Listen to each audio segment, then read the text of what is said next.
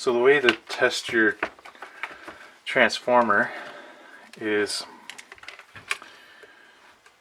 by, you can flip it over, and we have two pins here. This is the primary side, and you can put your multimeter in continuity mode, and you want to make sure that there's continuity between the two sides. So you can see that I have continuity on the secondary side here. This is continuity.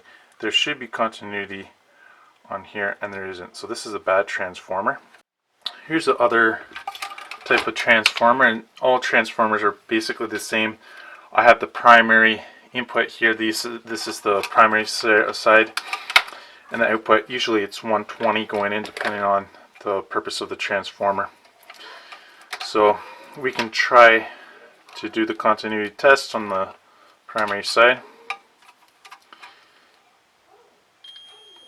And there's continuity there. And then on the secondary side, you may have 4 wires. In this case, I have 4 wires, and they're just different coils there. And I have 2 blue ones, so I can test that. There's continuity, and you can find the matching wires here. Here's a yellow and red wire. Okay, so it has different coils for the different voltages there. It could be a step up or down ratio depending on the different amount of turns on the transformer. So this is a quick check to make sure that the transformer is working if you're not getting any AC voltage. Okay.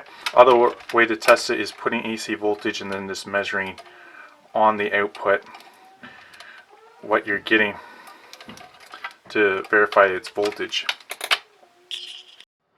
Another way to test it is actually by measuring the voltage at the secondary side. So you can put your multimeter to AC, and be very careful, maybe have a professional do this, is we can apply 120 volts to the input of the primary side, and if I'm getting voltage at the secondary side, it means that it's a good transformer.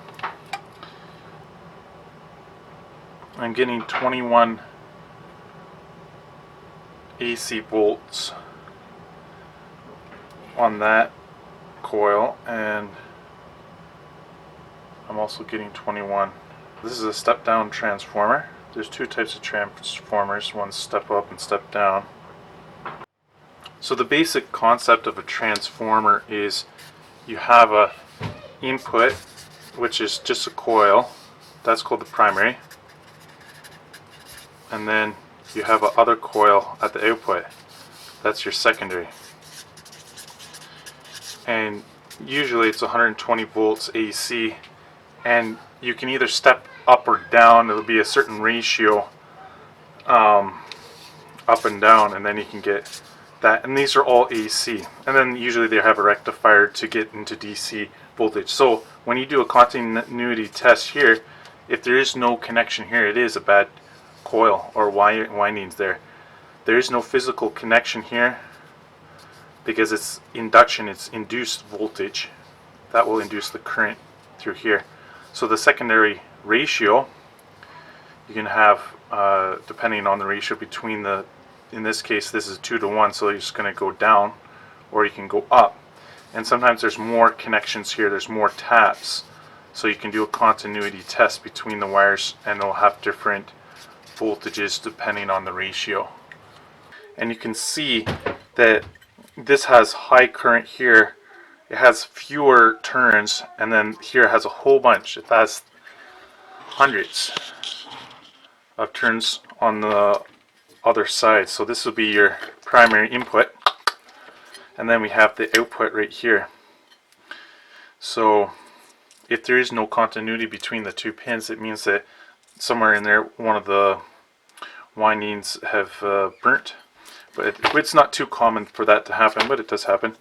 And you can see this is the core, and that's where the flux lines go through. They can travel through here, and that helps induce the voltage from one coil to the next.